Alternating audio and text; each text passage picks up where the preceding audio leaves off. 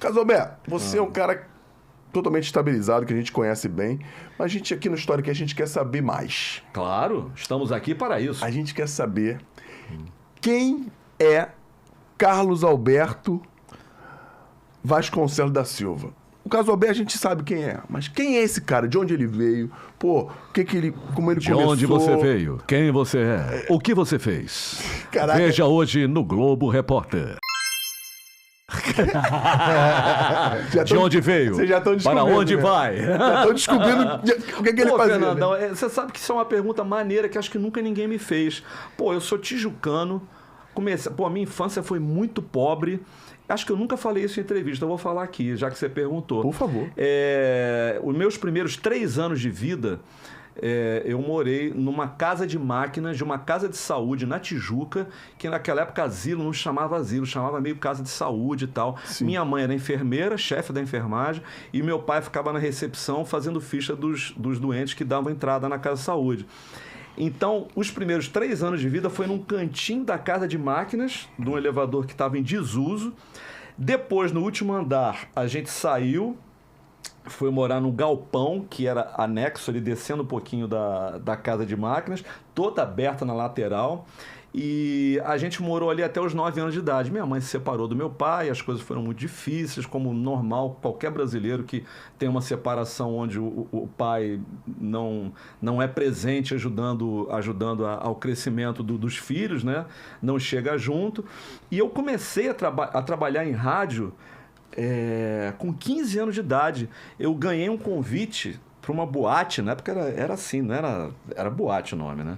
Na Barra da Tijuca, ligando, né, pra Rádio Imprensa, para ganhar o convite. Aí eu fui lá na Rádio Imprensa, peguei os ingressos, aí fui ficando. Com quantos anos? Pô, eu tinha 15 para 16.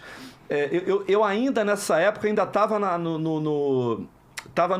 na peneira do Flamengo, que era no Cocotá, na Ilha do Governador. Depois a gente foi pro Batalhão de Infantaria Blindada, que era na ilha, e depois foi pra Gávea. Eram 2 peneiras.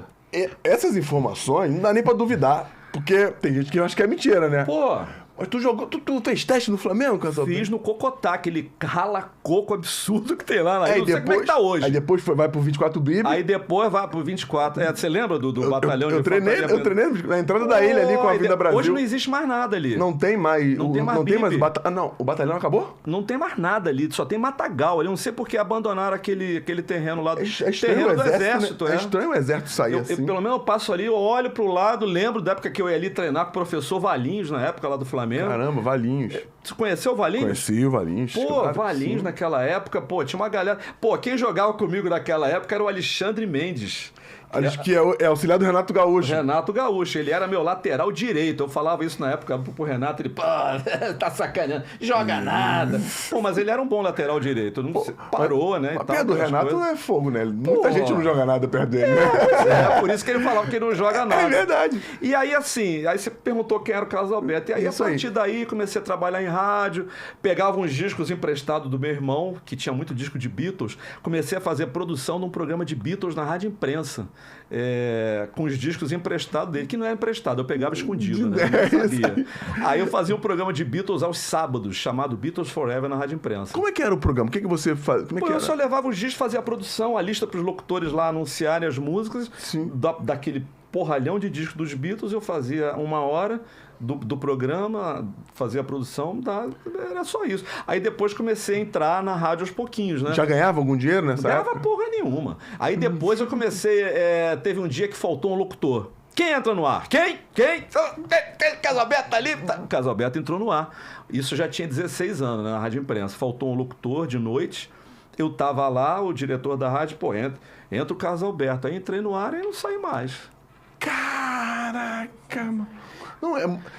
Aí a galera quer entender o porquê que as coisas acontecem, né? Tu ia pra rádio... Pô, eu ia de bobeira. De bobeira. Entrei na rádio por um ingresso que eu fui buscar e fui ficando. E foi ficando, a galera deve ter gostado de você, foi ficando, se interessou. Tão gente boa, jogava no Flamengo, era goleiro, estudava no Pedro II, era goleiro. Qual foi o segundo? Pedro II da Marechal Floriano, do centro da cidade. É porque ele estudou também no Pedro II. Estudou no Pedro II qual? Da Tijuca. Da Tijuca. Então, eu era tijucano, mas a prova, quando você passa, você tem que ir para a unidade que está disponível, né? Então, pegava ônibus, dava muito calote, né? Porque, né, tempos difíceis, né? Os Enzos de plantão não sabem o que é dar calote. O que é calote? O que é isso? Ah, calote é aquilo que um país dá no outro quando tá devendo grana e não paga, né? O sentido é parecido, mas não é a mesma coisa. Ou então chegava pro trocador, dava metade do valor da passagem, saía por trás. Só que hoje você entra por trás. Entra por trás. E aí você... Tem que dar o dinheiro agora pro motorista. Aí nunca aconteceu de dar calote. Frente, e o motorista fechar a porta? Claro, é óbvio. Tu ficava na merda. Na tua vez, pum. Descia 1, 2, pum. Pum, fechava a porta. Eu cansei de descer por trás com o ônibus andando. Porra, várias vezes. Pô, ônibus na Brasil, lotado, ter que segurando com metade do corpo pra fora. Pô, isso aí era... Indo treinar? Indo e voltando. Pois é. Não tinha. E a minha mãe achava um absurdo o negócio de jogar futebol. Isso não dá futuro, isso não sei o quê. Não incentivava em nada. Imagina hoje. Irmão, você jogar futebol, pô, tá fazendo teste falando, meu filho, vai lá, tratar com pão de ló, né? Vamos botar essa criança, alimentar bem essa criança, né? Vamos fazer tudo acontecer. Naquela época, nossa senhora, não tinha força nenhuma. Os valores são muito diferentes. Demais, né? Eu não vou nem falar de motivações, não. As pretensões são muito diferentes das de antigamente. E eu era muito apaixonado pelo... Eu te falei, né? Pô, eu ia pro Maracanã, né, Anselmo? Eu ia de geral pra ver aquele barulhinho da bola do Leandro tocando ali na frente, fazendo aqueles cruzamentos, parecia que era com a mão.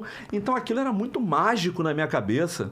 Que legal. Muito mágico. Pô, via jogando o Zé Carlos, o Zé Grandão, entendeu? Você chegou a... O goleiro? Goleiro, sim. Pô, eu via treino dele. Então, ainda tem uma outra história também. Em 88 eu fui morar em Portugal. Eu joguei lá num clube de segunda divisão, no Amora Futebol Clube, que depois eu descobri que Jorge Jesus começou no Amora Futebol Clube. Olha isso! Essa informação é importantíssima. E eu vou te falar uma coisa. Tinha muito brasileiro lá. Mas muito. Tinha um menino chamado Tadeu, que foi zagueiro do Fluminense, jogando lá. Na época, o Duílio jogava no... Caramba! Caramba, o Duílio jogava... Mas o Duílio jogava na primeira divisão, né? Eu jogava na segunda. A chuteira era aquela chuteira dura com trava de aço. Nossa Senhora! Sangue, suor e areia, Fernando. E tu, goleiro? Eu goleiro. Lá eu era guarda-redes.